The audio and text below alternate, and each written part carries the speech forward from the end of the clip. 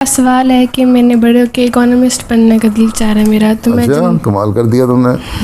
ہاں third world war کے بعد اکانومی تباہ ہو چکی ہوگی تمہارے بڑے ہوتے تک, تو میرا خیال ہے فائدہ ہو جائے گا تمہیں. ہاں تو میں جماعت کی ہیلپ کرا سکتی ہوں. پھر اوپر مائکروفون. جماعت کی ہیلپ کرا سکتی ہوں میں. جماعت کی جی ٹھیک ہے کر سکتی. تمہیں اکانومکس میں دلچسپی ہے؟ تم ایئر 8 میں پڑھتی ہو؟ 10 میں. ایئر 10 میں ہو گئی ہو؟ جی تم 15 سال کی ہونے لگی ہو؟ ہاں جی. اچھا تو تم نے وہ پڑھی ہے, مطلب بڑی اچھی بات ہے, کر سکتی ہو ہیلپ, لیکن تم اس سے پہلے اسلام کے جو اکنامک سسٹم ہے وہ بھی پڑھا ہے کتاب. نہیں اس خلیفہ ثانی کی کتاب ہے, اس کی انگلش ٹرانسلیشن اب ہو گئی ہے, economic system of Islam.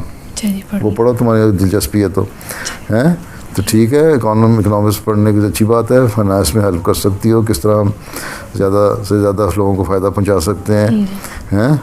Economics کا ایک اصول ہے کیا کہ منیمم ریسورسز سے میکسیمم یوٹیلیٹی ہے.